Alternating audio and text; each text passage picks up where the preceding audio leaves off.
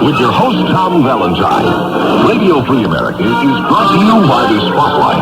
Call 1-800-522-6292 for your subscription. And now, the newspaper that tells it like it is presents Tom Valentine. Hello, everybody. Welcome back to Radio Free America. And a special welcome to all of you on worldwide shortwave all over the world and all the ships at sea. Glad to have you aboard. I just finished reading a book, and the title of the book is The Franklin Cover-Up. The subhead is Child Abuse, Satanism, and Murder in Nebraska. The author of this book is a former Nebraska state senator. Now, Nebraska is a unique state.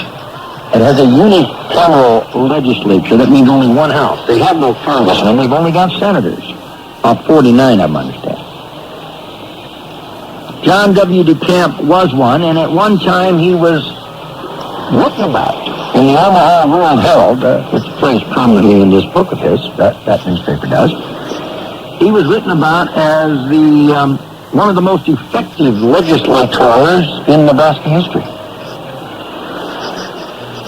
When I think of Nebraska, the first thing I always think of is cows. I drove all the way across Nebraska twice. I had a friend who had an invention. He was out in Sydney, Nebraska. You can't get any further than that and still be in Nebraska. Otherwise, I don't know much about it. I do know that I saw a movie with Spencer Tracy in it about a Nebraska institution that's world famous, known as Boys Town. The Boys Town plays prominent in this book, The Franklin Cover-Up. The Franklin Cover-Up is about a community federal credit union, sort of like the savings and loans, that went listed by a rep and was very corrupt. But there's more to it than just the corruption of the banks, because the man who headed the Franklin Credit Union, which was a black organization to help the black folks in Omaha and everything else, was a very high-profile black Republican by the name of Larry King. And I'm going to leave that part of the introduction now and say welcome to Radio Free America, former senator, state senator, and now attorney in Lincoln, Nebraska, John W. DeCamp. Welcome to Radio Free America, sir. Oh, howdy, and glad to be here, I think. I think so, too. I tell you what, this is a gutsy book. And you've got some legal hassles going with some of the people in this book, huh? Well, I've got some litigation going on behalf of some of the people I'm acting as an attorney, so they're child victims. Oh, but there's a lawsuit against you. Any lawsuits for you for libel and slander have never come forth, then. You know, it's interesting you should mention that, because when the book first came out, loudly on the television, the radio, and whatever, threats about suing me and so on. I went on every TV and radio show I could immediately, and I said, I think if there's even one thing wrong, you should sue me. You should not allow me to say anything here about you individually unless you sue me and you think I'm wrong. I said, I want you to sue me. I welcome your suit. Yes, far there's only been one lawsuit that I'm aware of related to my book, and that was one I filed against a Wilmington TV station, who then 2 weeks after they did their investigation had a public retraction and apology to me as the lead story on the evening news 2 nights in a row, and then paid me damages which I'm not allowed to reveal in dollar amounts. Well, that's good. And one of the reasons that nobody sued you, I think you also said publicly that the truth is a defense.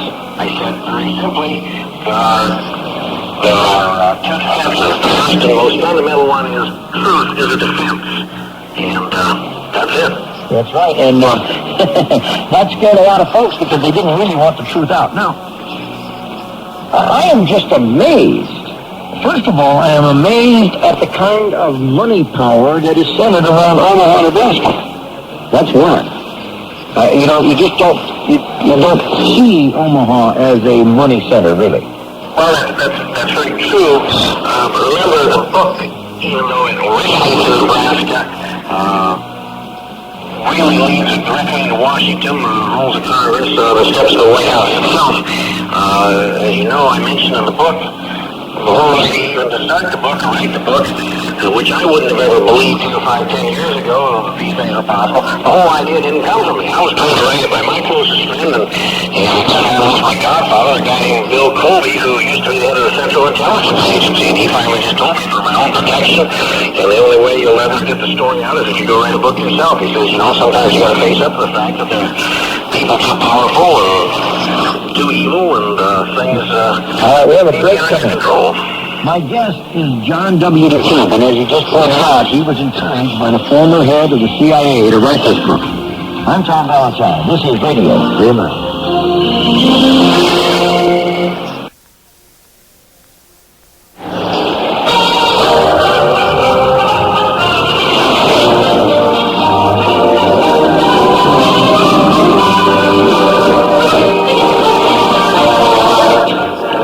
This is Tom Valentine. We're live. We're talking tonight with John W. DeCamp.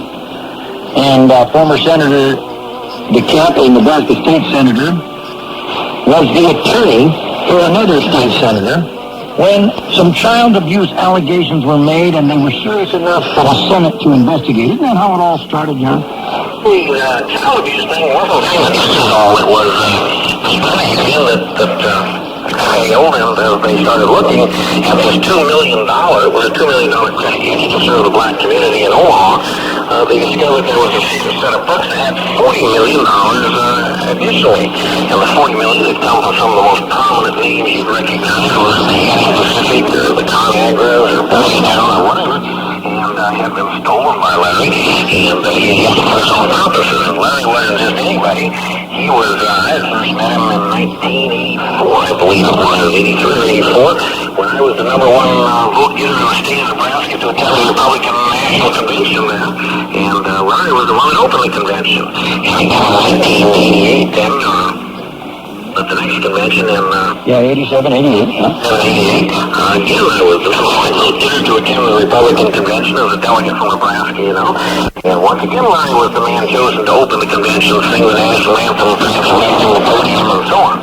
And I was right down there in the absolute front row, front seat, because Nebraska, being about the most Republican state there was, theoretically at least, we were allowed to have the front row and right in front of the podium. And since I got the most votes of anybody in the state, I was sitting there in the front row. And Larry was the man from Nebraska, chosen and nationally chosen to represent all the blacks in the country to open the convention and so on. So I wasn't just anybody. I remember attending my first big party Larry put on. He put on at South Fork Ranch. Some of you may remember South Fork is where something called Dallas was filmed. Remember that? Yeah, the television thing. Yeah, well, anyway, Larry put on a party there, and I was told, well, gosh, you just absolutely got to go to this party. This is being done to honor a guy named William Du Bois or Du Bois Gilliam or something like that. You may remember him. He was top black appointed in the Housing and Urban Development, HUD, and he ended up going to prison. He was the one that turned state evidence and started exposing the HUD scandal. But anyway, we put on the party for Du Bois, and there were probably, I don't know, more people than I've ever seen at any party in terms of power and prestige, from presidents and vice presidents to you name it.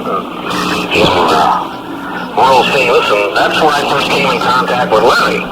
And he was paying for this party on himself. Little did I realize that he was pouring from the money stolen from these places, but that's what first introduced me to Larry King and the whole Franklin thing. All right, Larry King and the Franklin cover-up, and so it was actually the Franklin credit union collapse that brought it out, because Larry King's parties, as you pointed out in your book, many people attended his parties, as you did, and it was perfectly innocent, but a lot of other people attended his parties, and it was not innocent at all. No, not innocent at all, and like I pointed out, the biggest party there too, as were, I think, probably Reagan and Bush, and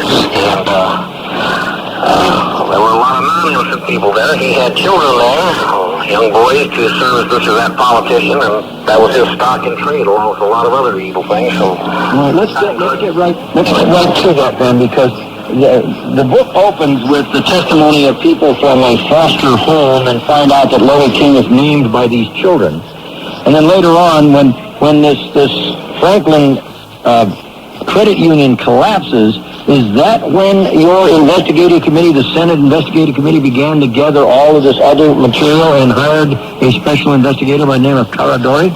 Actually, no. It has a tumultuous and weird beginning. The legislature began to investigate simply on the basis that here was this credit union with all these strange rumors. So they formed a special committee to investigate after it collapsed. And one thing after another led to stories started coming forth from some children. One of the senators, a black senator named Mary Chambers, started telling tales about children who were telling these unbelievable tales, which at the time I quite frankly thought was just absolute utter nonsense, making these wild accusations. And people who you almost have to believe were putting forth the tales. However, I've got to be very frank and honest with you. I was one of the first ones to come out publicly and say, this is nonsense, this can't be. You bring me the smoking gun and start showing me these things, and then I'll be the first to make accusations. But until that time, this is nonsense, because the accusations were against some of the states and this nation's most powerful and prominent individuals, such as the owner, major stockholder, publisher of the Omaha World Herald newspaper, which is this state's only statewide news source. A man who also had the national prestige, the kind of guy that if he calls President Bush on the phone, President Bush is likely to say, yes, Harold, when, where, and what do you want? And he was also the only person in the history of this country that, well, history of the world, I guess, was president of the International Press Association and the World Press Association. Held those two positions, only person ever to hold those. So this is the kind of person that was being given these accusations by these children of the Omaha police chief. Richard Wadman, yes. He's no longer the Omaha police chief. Oh, interesting enough, he was the one that made some of the claims down in Wilmington, North Carolina, where he's now the police chief, and probably the greatest controversy going on down there. The whole state PBA board, Police Benevolent Association, is now targeting him and after him, and he was the one that gave the TV station the accusations against me, and then the TV station had to back down and repudiate it. I only found out by somebody sending me a copy of the TV tape. So it was these kind of people. And other people play prominently in the book. Warren Buffett, the richest man in America. You name it. The Blue Bloods, the Power Folk. They were all named by these children. In one way or another, they were either associated with Larry King, or in most cases named by the children as perpetrators or this or that. So now, one of these people that was named by the children, a very prominent department store owner, I understand, the guy named Alan Bayer, was actually convicted of this. He was to the Blue Bloods, yeah. He was one of the prominent ones named. Another one named was the World Herald entertainment editor who ended up going to prison. Although these people took the falls only, in my opinion, when it became impossible not to do something. For example, Alan Bayer, the evidence was so overwhelming, even though every cover-up was used, in my opinion. He finally copped a plea to some misdemeanor. I'm sure they spent a couple $100,000 getting those reduced from felonies to misdemeanors. But, I mean, you're talking the cream of the crop nationwide. And all right. My guest is John W. DeCamp. The book is called The Franklin Cover-Up. And I'll tell you what, folks, it was an amazing paperback book. I read it, and you're going to learn a lot. I'm Tom Valentine. This is Radio Free America.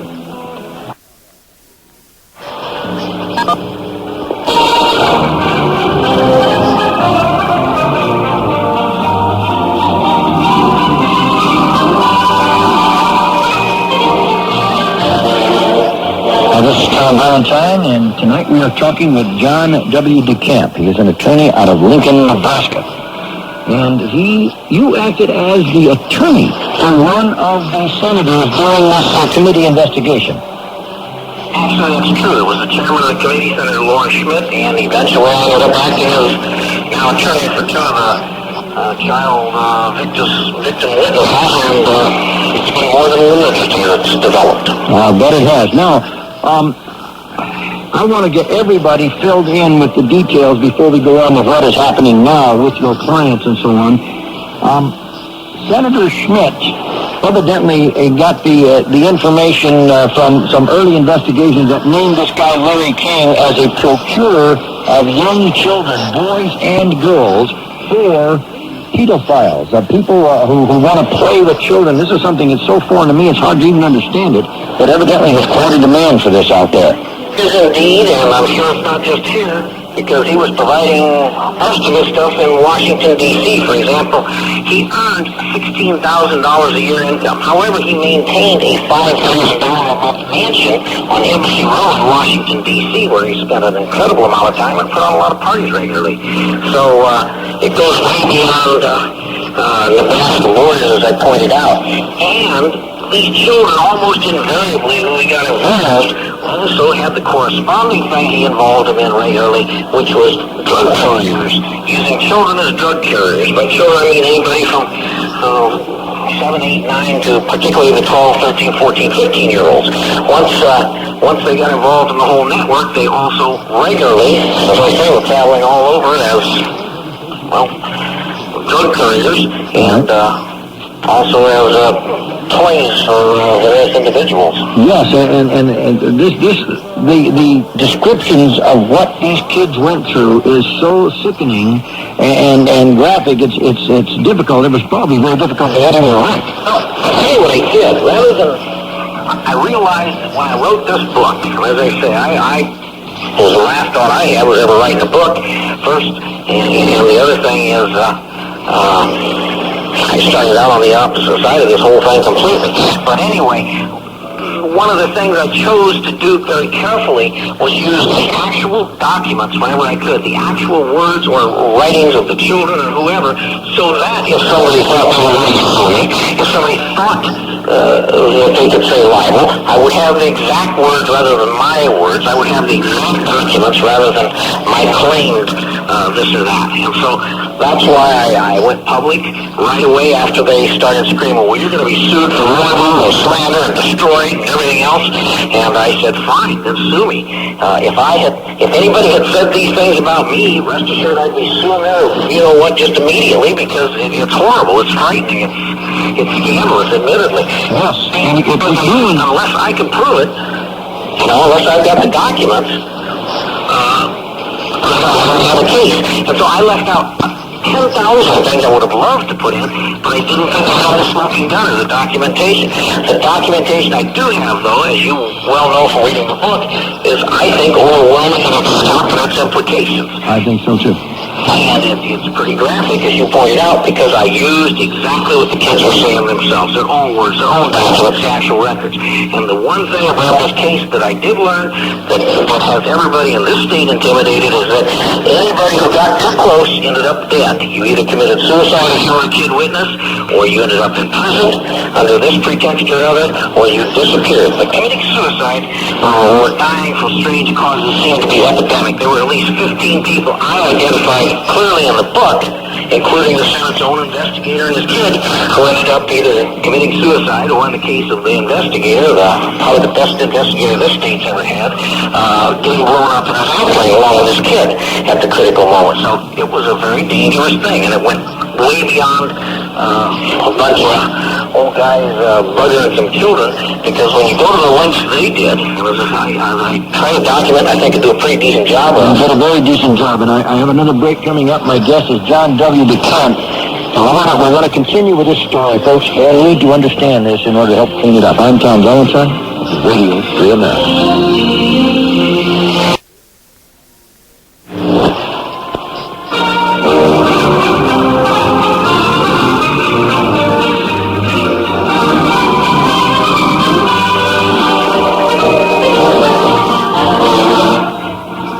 This is Tom Valentine. We're back live. My guest is John W. DeCamp. The name of the book is The Franklin Cover-Up, Child Abuse, Satanism, and Murder in Nebraska.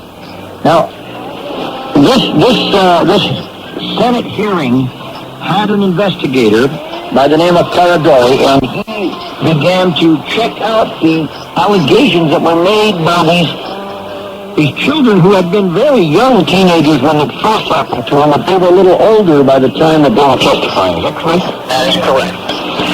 That is absolutely correct. Let's talk about your client, because he is the key witness. I think he's one of the two key witnesses. Are they both your client, Alicia and Mr. Bonacci? They are now, because I'm doing the appeal for Alicia. I took the case after it had already been decided, and I'm doing the appeal. I do believe it'll be overturned. All right, now let's explain who these people are and why they're appealing. Okay, Paul Benassi was a young boy who, ever since the age of, I suppose, 5 or 6, had been involved in this stuff, and about 17 or 18, I forget just how old he was at the time this all broke. He was in jail, in fact, for supposedly molesting or touching another boy or some doggone thing. Anyway, and he wrote a letter. As the information started coming out, he wrote a letter to say, yeah, I know these other kids are telling the truth. He said, I was at these parties, and I was this and that, and he provided a wealth of information that validated what a lot of the other kids were saying. And he was, as I say, one of the absolute principals. Well, he was ultimately convicted of lying. Not convicted, I take that back. He was indicted by the very system that was trying to cover things up, lying about all this. To a grand jury, right? Grand jury, that's right, a grand jury. And remember, a grand jury is really good, can be the best or worst thing in the world. It's a two-edged sword. You can use it if you're corrupt and have control of it. You can use it to find out everything the other side knows or what you have to cover up and then do systematically that. And that's what happened in Watergate. That's what they used the grand jury as a device to obtain all the information that could be used against them, and then made sure they indicted or threatened or intimidated or whatever the witness. Or killed, yeah. And he saw a couple of them, in the case of some of the witnesses, obviously they recanted. Oh yeah, we made all this up. Well, Paul Benassi stuck to his story. That is the no and they were both indicted. Alicia was tried and convicted. As I say, I'm handling her appeal now. She was sentenced to 27 years in jail. The thrust of her story was she had this long-time affair with the chief of police of Omaha at that time, Waldman, who was the ranking man I mentioned. Well, starting when she was, what, 13 or 14? Yeah, 13 or 14, and was involved as a drug courier and attended the parties, and being used as a tool to keep him happy. And Benassi, of course, was constant attendant at various parties and hauling drugs for these characters, and attended both the conventions, Republican convention down in Dallas, for example, and the one in New Orleans. I can guarantee he was there, only because you had to have been at the parties physically, personally yourself to know what went on there, as I was, and to be able to describe certain things, that you had to have been there. But Benassi was never tried. When I became his attorney, we begged him, insisted we go to trial, and they dismissed all the charges then. And that's when I went on and filed a case on his behalf. We'll leap you over things quickly, as you know. There's just such a... Well, but we have to do this. I think to get a framework, and you're doing fine. All right, so Alicia had come forth, and where had she been recruited? Well, Alicia was...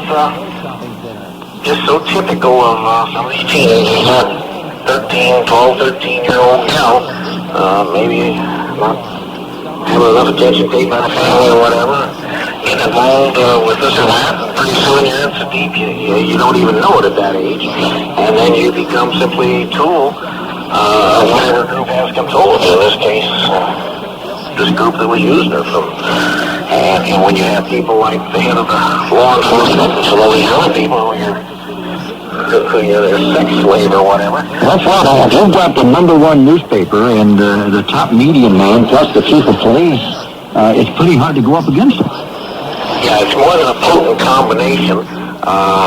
The records, any records anybody wants to do, you put your own spotlight about, I suppose it's been 8-10 years ago now, validated that I, for example, was the most powerful senator, most successful senator ever in the history of the state. As I say, Spotlight had a whole series on this about 10 years ago, and some stuff involving me. And the World Herald, same way. Well, anyway, any time when you can take somebody like that, and then when they turn against you, which I did, frankly, they use their entire force to try to destroy you. It can be, I have learned just how powerful they can be. They can do everything they want to you financially and every other way. Despite it all, I've done pretty well for money, but I have really learned the awesome power of some individuals when they control your key law enforcement, in this case, the FBI, the local FBI. Oh, that's right. We really need to touch on the local FBI, especially with what's going on in the FBI right now in Washington. Mr. Sessions very reluctantly getting himself to alone. My guest is John W. DeCamp, and he is the author of The Franklin Cover-Up. This book is very explicit, and it will make you so angry when you read it at the people in high places and in power in this country. And it may start in Nebraska, but it does go nationwide and perhaps even internationally with this ring of children who are abused for sexual purposes by perverts, and it's amazing. I'm Tom Valentine. This is radio on air.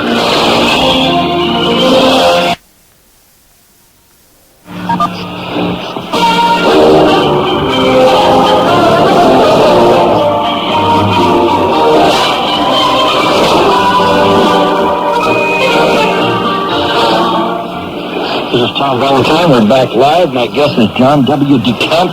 The book is The Franklin Cover-Up, Child Abuse, Satanism, and Murder in Nebraska. And we're just beginning to scratch the surface of this complex and terrifying book. By the way, John, it's self-published. I can see that. We better tell folks how to get it, because, I like them to be able to get the book for them, read for themselves. Well, the book costs $9.95 and $2 postage and handling. That's what, a total of $12. All right, $12, and how do we send it? Send it to AWT Inc. Or just write Cover Up, either one. AWT Inc. or Cover Up. Box 85461, Lincoln, Nebraska 68501. Very good. I've already give that many times, folks. You won't miss out. I'll repeat it. We need to get to the very important business of the FBI in this. You and Senator Schmidt and your investigator and everything. Let's go to the FBI. What happened? Tell the folks what happened when you tried to get the chief of police checked out by the FBI. Well, as I mentioned in the book, I told Senator Schmidt, look, if what you're saying, and I said, I find it difficult to believe, but if what you're saying about the chief of police and some of these other people is true, then you should go to the highest law enforcement authority you can above them in order to get the problem resolved. And so I took him directly to the FBI. And that turned into a nightmare because it became rather clear from the first meeting of the head of the FBI and Senator Schmidt and myself that there was something more. He pointed out, for example, that Chief Wadman was his closest friend, and that anybody who blankety-blank with Chief Wadman blanked with the FBI. And hell, the next thing I know, we were being treated as the ones under investigation. Well, I won't go into all the details here, but suffice it to say, if you ever had a nest of corruption, it can happen, and when it happens in something like the FBI, it's the saddest thing in the world. Ultimately, by the way, one of the FBI agents here themselves, and I detail this in the book with documents and everything else, who was stumbling on and slowly getting into this stuff, a man named O'Shea, sued the FBI, and himself, he was an FBI agent here, stationed here, and he's now disappeared. I'm not sure where he is. I'm sure he's in hiding. But he got a $1 million plus settlement from the FBI as a result of his lawsuit. And his lawsuit began to document some of the corruption within the local FBI here. Well, my gosh, that's a lot of money for taxpayers and everything. This is the kind of thing that everybody should know about. Well, I'm not sure it was $1 million, maybe more, because they also paid about $500,000 in legal fees, I understand. So I stand to be corrected. It probably is closer to $1 million. All right. Now, the FBI man that was the head man and the good friend of Chief Wadman is no longer in Omaha. That's correct. He is now, I think, the head of the FBI up in right after my stuff broke. I wrote a memo that became public. He suddenly got transferred, and he, I think, is head of the FBI, and I think it's Minneapolis now. Oh, that's where I am. I'll have to check that out. That where you are? That's where I am. I'm in St. Paul. All right.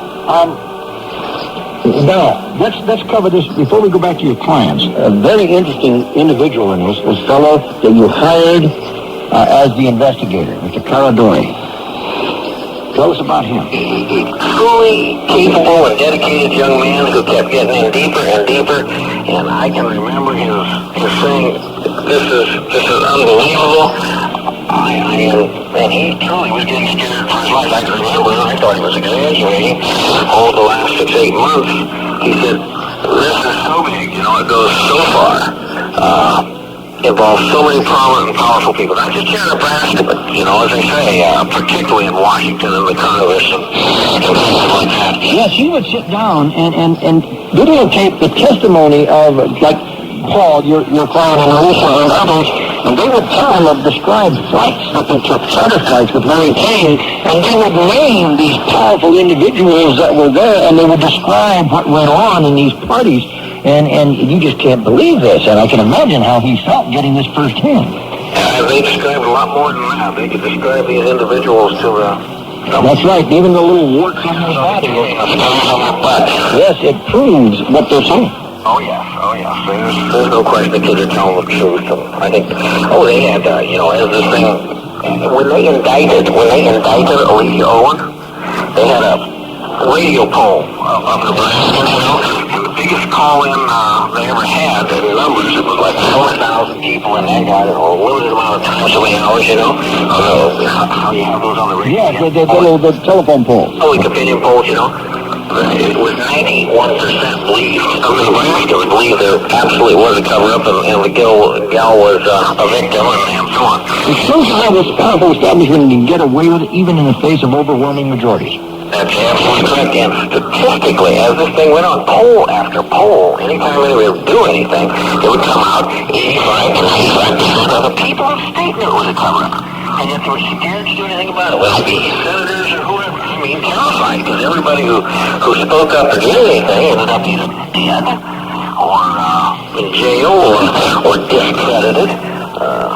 One thing or another. So when you have something as powerful as a statewide news source, statewide news source, you don't want world help, because we don't have that massive population like a lot of states do. So you have the only single statewide news source of absolutely unlimited press power in the state of the World Herald newspaper, and you have the principals of that paper being the key architects of the cover-up, and the ones being accused.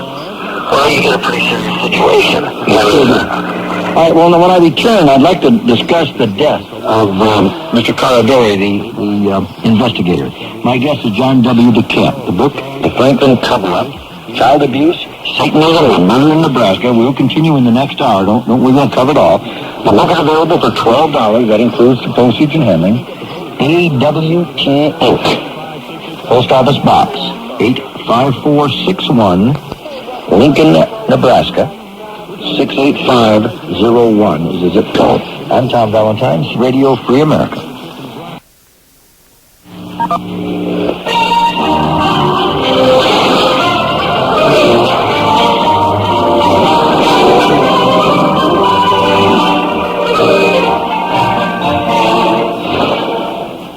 This is Tom Valentine. We're back live. We're talking about the Franklin cover-up, the Franklin Credit Union in Omaha, Nebraska. $40 million vanished just like that, and then all of a sudden, not only was it theft that they uncovered, but they uncovered perversion and the most sickening kinds of human behavior going clear up into the upper echelons of high society, high politics, and power. John W. DeCamp is the author of the book. He was the attorney for the senator who headed the investigative committee of the Omaha State Senate, and he is now handling the two of the witnesses in this terrible, terrible case that is still going on and needs to be totally exposed. You had this investigator, Mr. Caradori, and he was killed. Tell about his death. Gary Caradori was the youngest individual to ever qualify as a state patrolman in the state. He was a state patrolman of great success, but he went on and formed his own private investigative service. He had a very, very successful company nationwide. He agreed, as this thing got deep and they intimidated without the previous investigator, he agreed that he would do the investigation for the Senate committee. And as he started uncovering things, one after another, as I mentioned earlier, he concluded that this cover-up is directed at the highest levels, and it isn't possible to get the FBI to uncover anything because he concluded, and correctly so, the FBI is in charge of covering it up. Because some of the individuals and the people they're protecting up to and including, as I say, the halls of Congress and even the doors of the White House, some of those people, for whatever reasons that they're protecting, they're going to do whatever's necessary. Absolutely. Now, this is national security, and therefore you compromised or whatever. But anyway, Gary territory developed one thing after another, and he kept warning something is going to happen because they aren't going to allow this stuff to come out. Finally, he apparently obtained, if you want to use a word, the mother lode of the smoking gun. He'd gone on a trip to Chicago in his private plane. He flew around a lot. Very, very careful pilot. He called the night about, I guess it was 9 o'clock at night to Senator Smith, and he said, we finally got to now, I've got the goods on, or words to that effect. He set up a meeting with Senator Smith where he was going to deliver the material at 10 o'clock the next morning in Lincoln to the senator. He was bringing some stuff back from Chicago, apparently.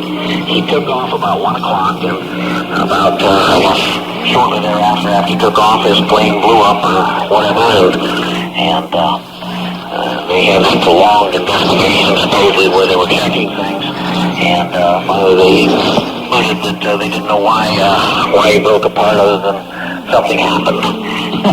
great investigation. Of course, they went into his office, and his wife came down to his office, and there was the FBI taking all the files. Yeah, you're quite correct. That's just one more detail. Now, it's interesting.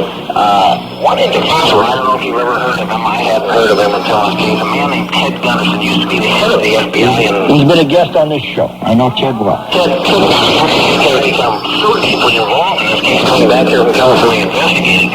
He is insistent on being given a chance to check that airplane. He doesn't want to get the airplane turned over to him. He thinks he can prove how it was done and who did it and so on and so forth. I don't know what he can. But if you ever had one individual who might have started out kind of skeptical of things but has become so deeply immersed because he is so totally convinced of how serious and how wide this thing is, he just spent days and weeks and months back there working on it, going across the country on this thing. And I talked to the guy up until he came in here and he said, I heard some pretty bad things about you, DeCamp, but I just want to check out my house. He's, as I say, becoming a major investigator. He has concluded that the centerpiece of the whole thing is the FBI itself. And he's a former FBI man. The head of the goddamn FBI in California. Los Angeles office, that's right. But he's the one that found the tunnel underneath the St. Martin's School in California. And of course, his interest, is in this idea of Satanism, which so many people want to just either shun and say, this can't be possible, or they say people would exaggerate it. But it's quite frightening. Well, this whole idea, I heard people talking about ritual abuse of kids and this satanic cult and that. I figured they were some la-la land, and ignored it. All right, we're going to get into it. We're out of time in this hour. But we're going to continue in the next hour with John W. DeCamp. And we're going to continue with the Franklin cover-up. If this is an amazing story, we'll go to your calls also. I'm Tom Valentine. We'll see you after the news.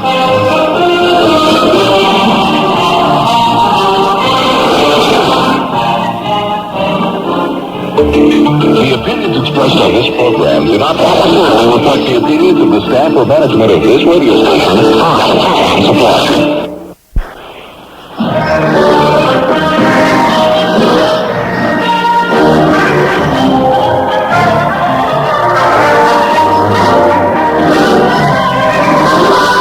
It's Radio Free America, the talk show for intelligent with your host, Tom Valentine.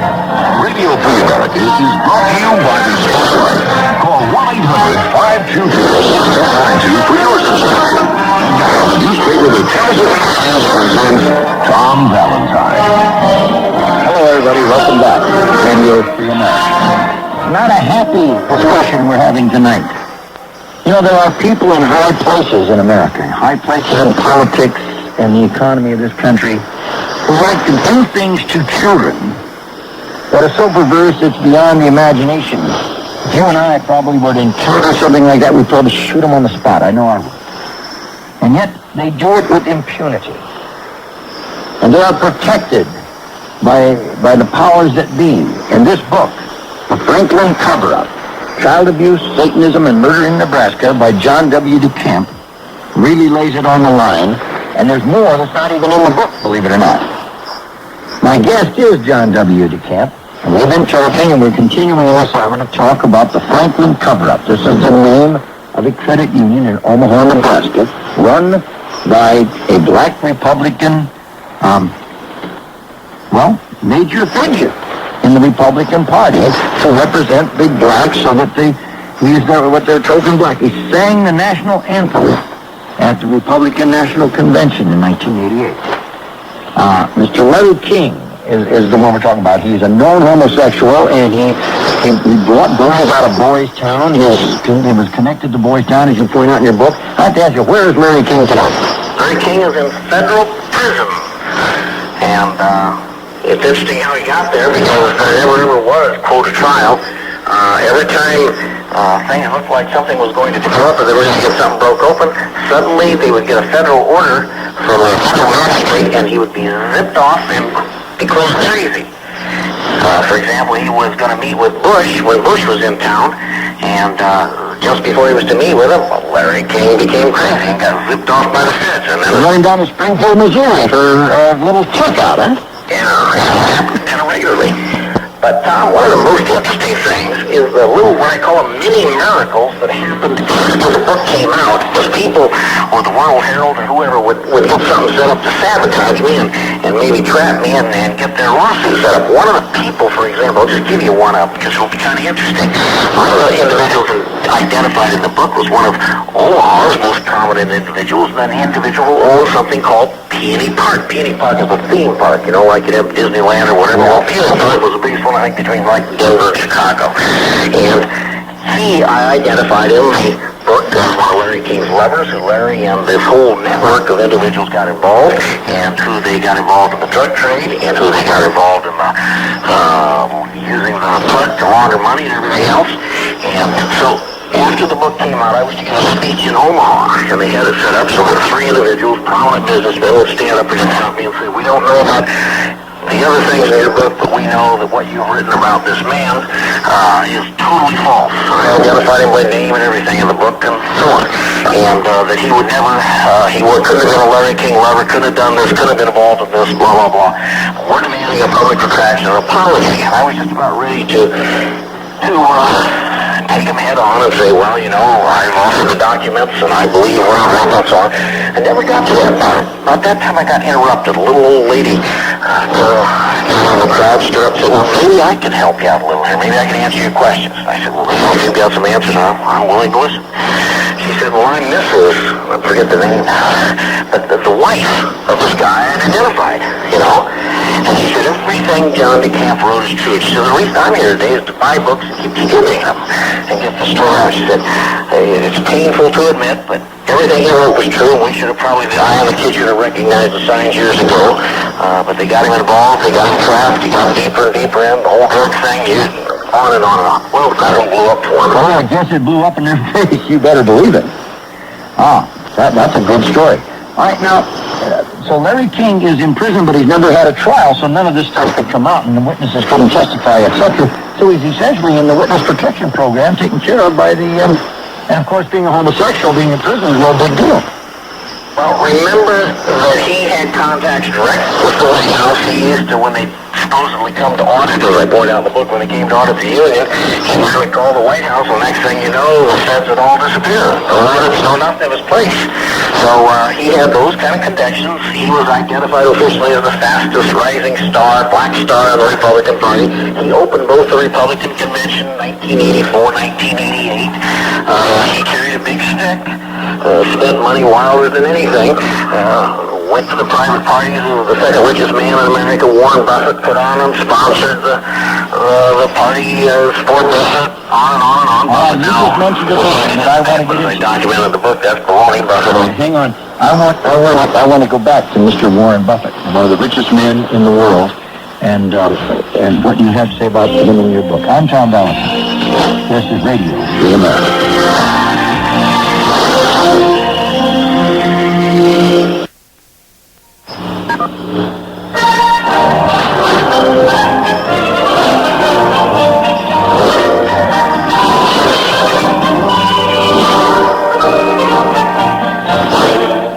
This is Tom Valentine. We're back. My guest is John W. DeCamp. He is a former state senator, a lawyer in Lincoln, Nebraska. This book, The Franklin Cover-Up, also tells you a great deal about the Nebraska government and Senator Bob Kerrey. This is all kind of what we could go on for a week here, but we got to limit it. So Warren Buffett is the chairman of Berkshire Hathaway, based in Omaha. He's a big stockholder, number 2 in the Washington Post, and a controlling power in ABC TV. This guy is a heavyweight. That's the richest man in America right now. Yes, and his wife evidently came and helped Larry King rise to prominence.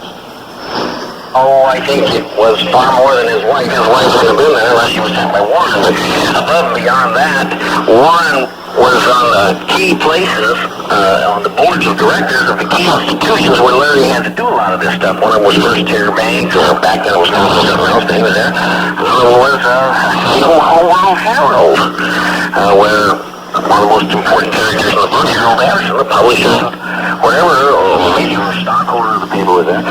Later, when all this broke, Warren Buffett was one of the first ones to say, oh, I knew he was a phony. In fact, he's able to arrange an article anywhere he wants in the country in any magazine. He arranged one in Gentleman's Quarterly, where he specifically tried to deny, by implication, without saying it directly, tried to deny that he had sponsored parties for Larry and put on his wedding anniversary for him, and Larry had sponsored and supported Warren's kid when he was running for office, trying to make it look like these things never happened.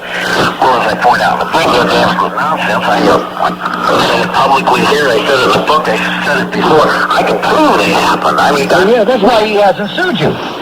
He certainly got the money to file a suit. Anything I've said is false, we can do it. I don't think they work with lawsuits if you go on the basis of what happened to everybody else. And I quote from the book, they ended up dead. So as I pointed out in the book, I guess showing character. So the principles involved in this, I'm more concerned about this than I am about the other thing. They play a pretty hard game. But anyway, Warren was contrary to what he wants to say, a close friend, and Larry King would not have succeeded, would not have been possible. He was merely the visible, so to speak, the errand boy or the whatever of these kind of people, the Warren Buffetts or the Harold Andersons. So where is Harold Anderson now? Do you still own the Omaha Herald? Harold is now retired. He went completely kind of almost undercover for a while. But now he's being paraded out as a guest editor of the World Herald, and supposedly I think his stock is being sold to employees and so on and so forth. As I pointed out, you're talking about one powerful dude, when he was just a quote publisher of the World Herald, he was head of the World Press Association, the International Press Association, and more than all powerful. Let me tell you another anecdote, and this one will rock you. One of the institutions I brought up, very important in the book, was Boys Town. Yes, I was going to ask you about that. Boys Town, one of the richest institutions in the world, right? Anyway, the man who was head of Boys Town during most of the important time was a man named Monsignor Robert Hupp. Monsignor Robert Hupp, in fact, he just had a book come out on Boys Town here, 6 months ago. Well, about 6 or 8 months after the book came out, Monsignor Hupp insisted on having a meeting with me and wanted me to bring a witness. My presumption was he was coming and wanted to publicly denounce me and so on and so forth, and I was ready for it. I sat down, and it was the most shocking event of, I would say, just about the most shocking event of my life. That's saying something, by the way. This is the man who was head of Boys Town at the critical moment, world famous, close friend of Harold Anderson and all those guys. The people in the name of the book used to travel with him regularly around the country, hunting trips and so on. He starts out and he says, something to the effect that, well, you've written the story, and I can provide the names. And maybe we'll work together. Or words to that effect. I said, well, do you mean you believe my book? Oh, absolutely, he says. I know it's true. A lot more. You only touched on some of it. Well, I'm not going to go into a lot of detail, but then he told me a story. Now, before I tell you the story he told me, I've got to give you a little more information. One of the things I didn't write about in the book was any story or any information I had from a kid that I actually have a smoking gun or some proof for it. You follow what I'm saying? That's right. And in other words, for example, one of these kids had told me about one time they were in a helicopter and were taken to this place that had an Indian-sounding name in Missouri, and there he said they landed at a farm, and it was just like a regular farm, you know, a little white house and a farm with 1,000 pigs and horses and corn, and a great big quonset hut, you know, like all farms have, and he said, they flew in the helicopter, and the big doors opened on this quantity. And then he says we went inside, and inside was both these headquarters, house, and living quarters. He said very engaged in pornographic stuff and whatever, and on for a couple of days. Well, I put that in La La Land, you know, and fantasy tales of, and the aliens took me up, and we all lived on a green cheese planet there, you know what I mean? I categorized it that way, and never paid any more attention to it. So I'm sitting there talking to the man senior. This is the man here at Boys Town, and I accused of being deeply involved. And he started saying to me, we got talking, I said, well now, Monsignor, you're telling me my book is right, wanting to help in the future expose more of this. You're wanting to talk to national reporters and get some of them involved in doing this. I says, but let's see, ask you. Did you know there was anything unusual? He says, well, I'm going to be honest with you, John. He says, when I was with this gentleman, I never saw any of the conduct you're describing occur. He says, I think I was used for cover. I mean, this is the Boys Town telling me this. The man that basically himself accuses, I think. He says, but there was one strange thing that happened one time, and he says, I just can't get it out of my mind. I said, well, what's that? He says, well, one time when I was on one of the trips, we went to this place called Squaw Creek. The Squaw Creek exit. Well, everybody around this part of the country knows Squaw Creek exit is on the interstate. That's where you get off. It's one of the main exits, right? On the interstate. He says, we got off there and we went to some farm. I'm starting to listen now. And he says, strangest thing I ever saw. He says, we came in there, you know, pushed a button on the remote control, and the big doors on this closet had opened. He says, we go inside, and he says, those house living quarters, he says, we stayed there overnight. He says, my goodness, strangest thing I've ever seen in my life. Here in the middle of nowhere, a big old building, and you build these elaborate living quarters inside a quonset hut on the middle of the farm. He says, strangest thing I ever saw. Well, obviously all the words of the kids came back to me, and I realized in La La Land, the kid was one more example of just one more validation. Well, within the last 2 or 3 weeks, he had been in Nebraska. One of the biggest stories in the news had been... Hold off on that big story in the news in Nebraska. We're talking with John W. DeCamp. I'm Tom Valentine. This is Radio Free America.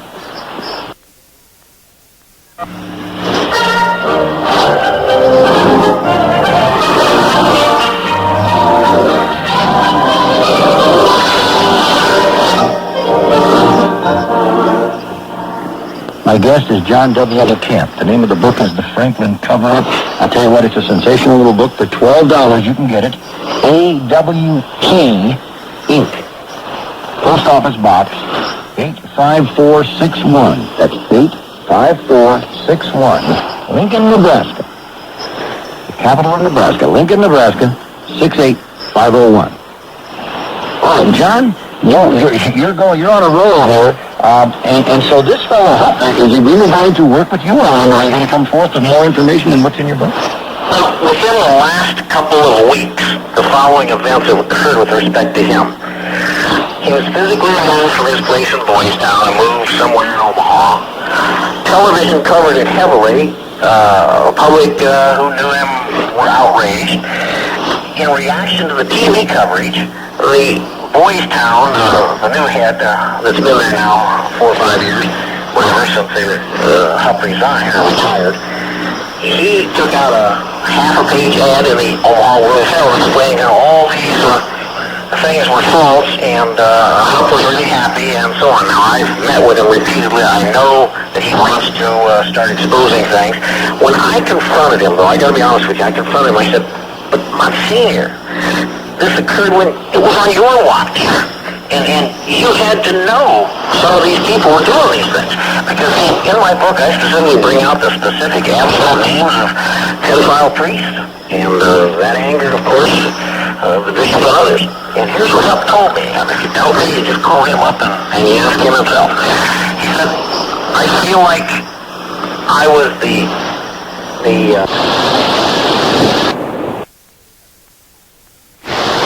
centerpiece I ever dreamed. I thought it was kind of a peripheral thing with some bad priests and things. Obviously, it was almost a free agency pool to get kids. And ISM Fern, for example, he refused to go with somebody. You know, he was in more trouble than someone. There's some serious problems there, and I hope somebody gets in doing something about it. Now, what has also happened here in the last month, I won an order in federal court to obtain probably 100 to 150 tapes secretly done of various perverts and pedophiles by this man Citron. Now, they had always denied these even existed. I finally forced him in open court. They had more lawyers than I've ever seen in my life. I'm talking about people representing, for example, Alan Baer. You know, he's the king of the department stores. He had a former U.S. attorney there representing him. This kind of people, one after another. They admitted finally that the tapes exist. The tapes were secretly made, apparently by Citron. Well, but the judge said, however, I don't physically have them in my possession, so even though I can order that you have right to see these DeCamp on behalf of Benassi and these other victim witnesses, I can't give them to you because I don't have them. You have to get them from the other place. So I went to another court and finally obtained an order from them to turn over to the federal court. Now, if you can believe this, the argument in open court that these nice lawyers gave here within the last couple of weeks, the actual argument was so many prominent people are on these tapes that if these tapes were to be shown, it could literally destroy the city of Omaha and a lot of other financial things. And since the statute of limitations has passed, and you can't criminally prosecute any of them, therefore now their right to privacy should overtake everything, and they shouldn't be exposed. Oh, you heard it here, folks. We're talking about John W. DeCamp, an attorney, man with tremendous courage, has written a book that needs to be played off all across the entire country. This is horrible news. I'm John Valentine. Look at Radio Free America.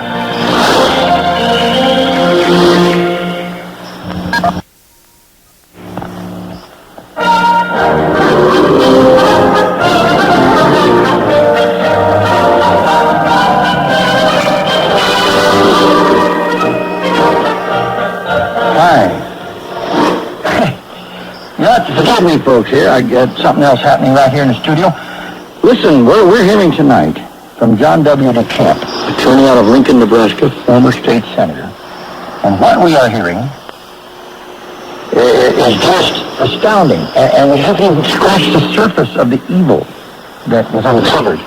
And it's presented in his book, The Franklin Cover-Up. I'm huffing and puffing. I had an alarm go off, and I go fix the alarm, and there was nothing there, just went off. John, you were talking about these lawyers. Now, this is just recently in Omaha at a federal court, right? That's right. That was just recently.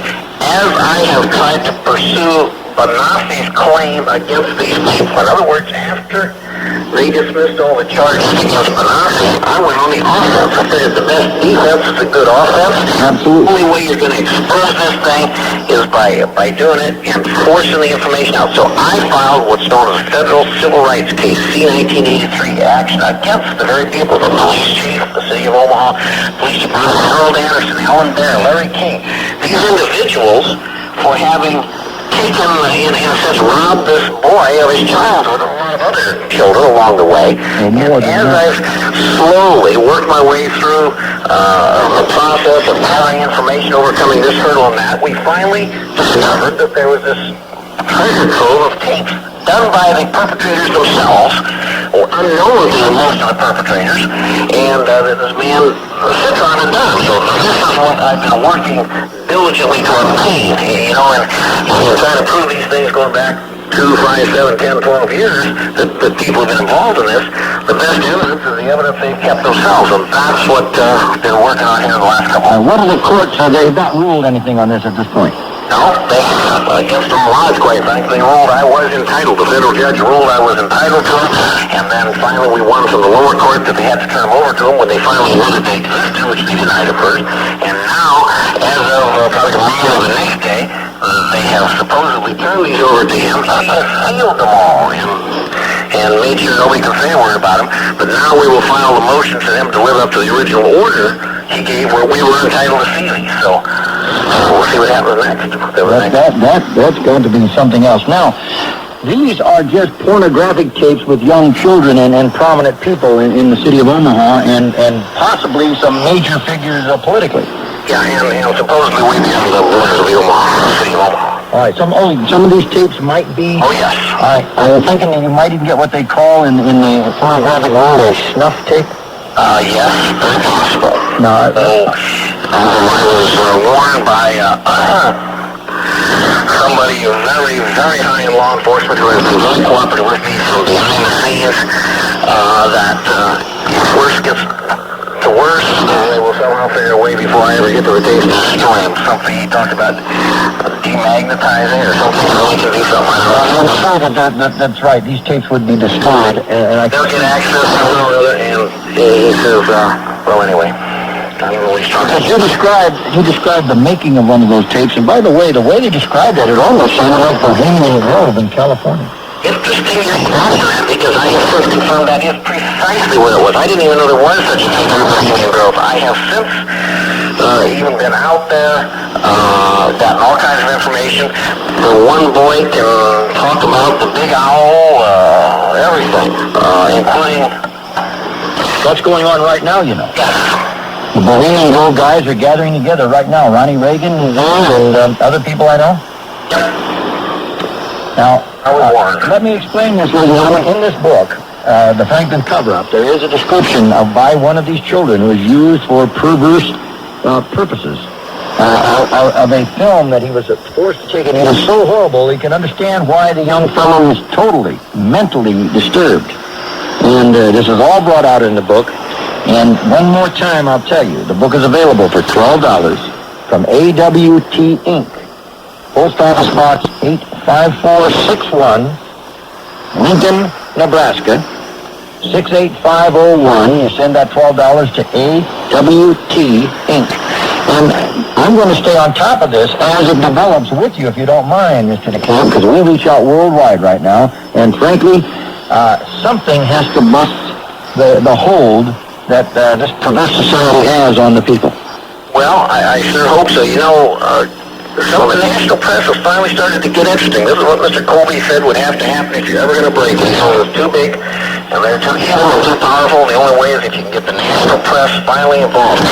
America's Most Wanted came out and started checking this Benassi kid out. They've run about 6 segments on it now, and run polygraphs on him and everything else. I think they're about as convinced as anybody he's telling the truth. They've taken him to Colorado where he took him to places, one after another, and they're now wanting to bring in the nation's foremost polygraph expert and the nation's foremost multi-personality expert into Lincoln, Nebraska to examine them both at the same time and present them on there. So slowly but surely we're making progress, but I tell you, I am in a state of awe and shock as to what I now have to admit exists when as a senator for 16 years. I would have been the first to say, and I was the first to say, this is all nonsense, this can't be. I guess I've become a real cynic of... It's a hard thing to swallow that human beings that you know and work with can be this slimy. All right. John W. DeCamp is my guest. We'll go to the telephones now. I've got one more question myself, but you may have some. 1-800-878-8255. Dial away quickly. We'll take your calls at 1-800-878-8255. That's a toll-free number to join John W. DeCamp and me. And we will continue with him. The book is called The Franklin Cover-Up. I'm Tom Valentine. This is Radio Free America.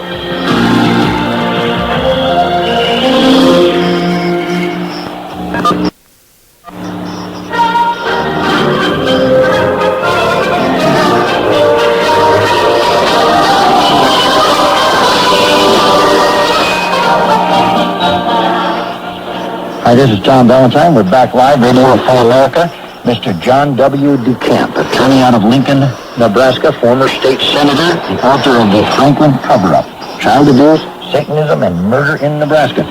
And I'm going to go to the phones and see what the people have on their mind. Dave in Topeka, Kansas, you're up first. Hello. Yes, sir. Yes, Senator. I'm a pretty regular World Herald reader, and something I'd like to question you about. Before the World Herald suddenly lost interest in this story, that is, any aspect except discrediting these teenage witnesses, they had done an extensive accounting of the money that was missing. And as I recall, it was, when they quit counting, it was something in the neighborhood of 39-point-something million that evaporated.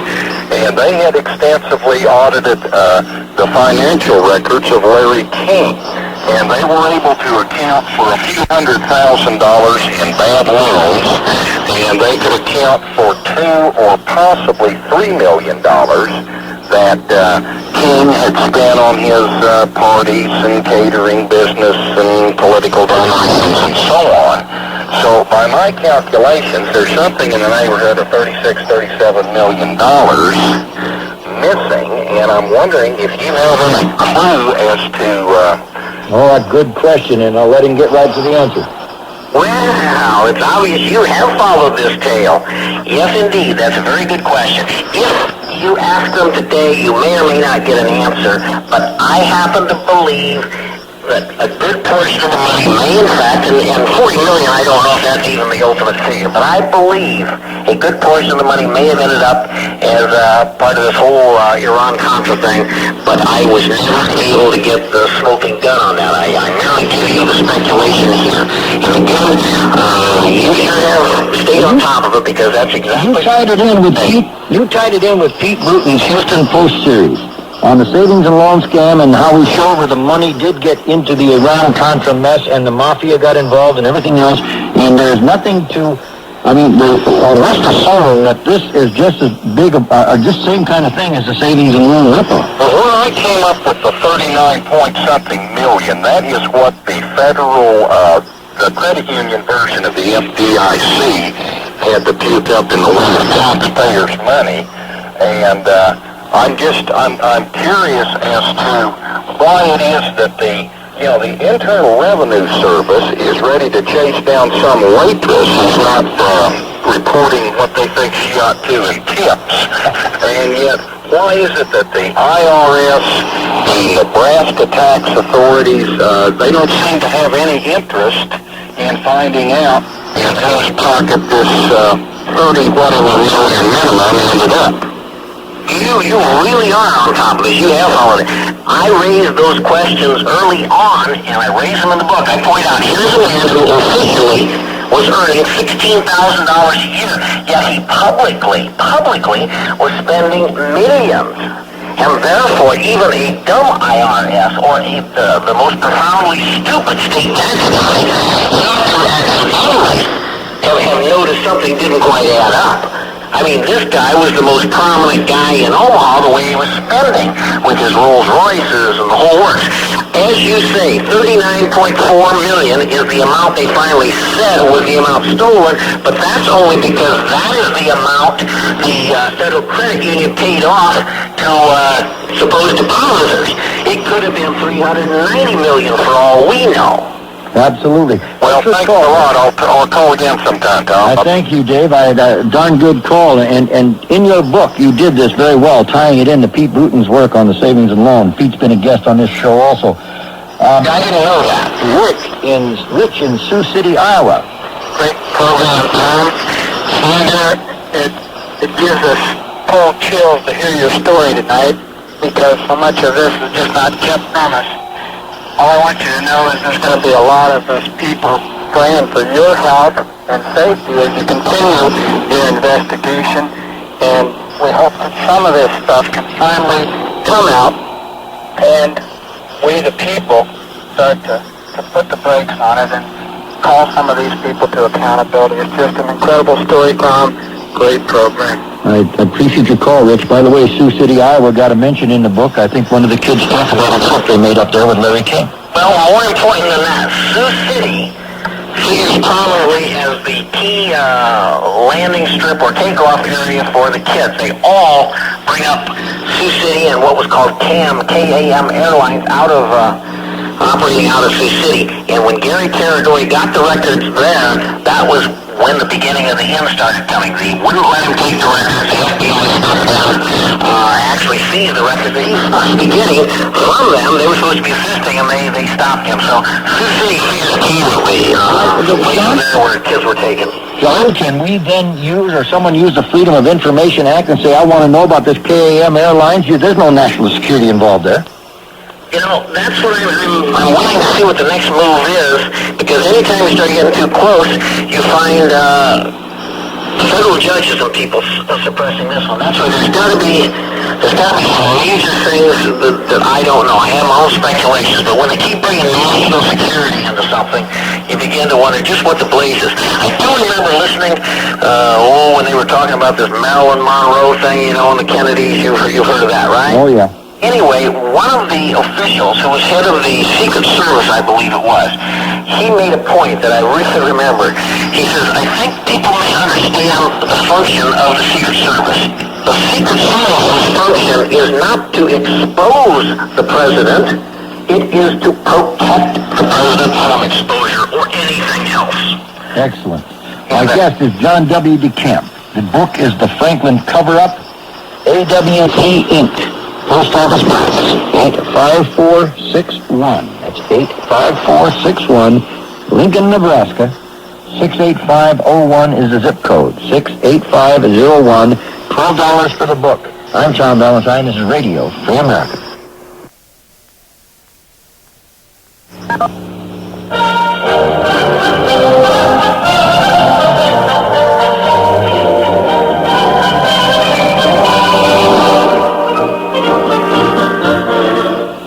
This is Tom Valentine. It's the final ride of the show tonight, and my guest, John W. DeCamp. John, I'm going to have to bring you back in the next, within the next month for sure, to update. I haven't even touched on the Satanism aspects of this, and that's another big one. The woman who exposed it publicly and everything ends up getting killed in a very suspicious car wreck. That's correct. As I say, she was one of about 50. You know, it's interesting. One other thing I might mention when we can talk about next time, what has happened to Alicia Owen, for example, since all this, what's happened to Bob Wadman, the police chief, what's happened to Paul Benassi, and a lot of the characters, it's really amazing what's happened to a lot. Yes, and I'm so, we may just do it next week, because I do want to catch up with all of this, and even though I'm booked the rest this week, I think we can do it if you can next week. We have Glenn in Minneapolis with a question. Hello, Glenn. Yes, John. I've saw you speak at a couple of the LaRouche conferences in Washington, and I thought what was very important in your speeches there was how you were able to break the original cover-up and story of this situation locally in Omaha, because this is an object lesson in how to deal with this problem around the country, because this is what everybody will come up against. Well, one of the things I promised I'd do, I said I would talk at any group, whether they be the far right, the far left, the up, the down, the conservative, the liberal. I will tell the story because I think it needs to be told. I've got 4 children to raise myself. My youngest one's 4 years old. I guess I want to grow up in a country that I thought existed, and the only way I guess I think it can happen is if a whole bunch of people start standing up and doing these things, and if I have to be one of the ones, I better quit complaining unless I stand up and show it myself. So yeah, I've spoken there, I think 2 times.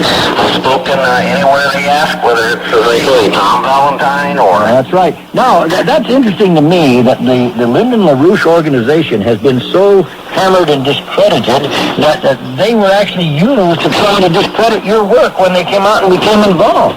You know, it's interesting. They came out because they had been told that I was the bad guy in this whole thing. They came out to investigate me. The more they investigated, the more I think they concluded I was the only straight one, and they were one of the ones then that started telling the story. And then, if you can believe this, everything had already happened, occurred, everything.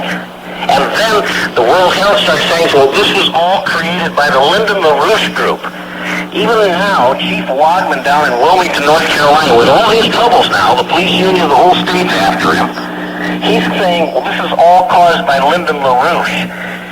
I don't think he even knows what a, quote, LaRouche is, or there's ever been one down there. But anyway, this is the kind of discrediting they try to do. They try to create completely false allegations as to who's doing what and who's involved, who's backing this or that.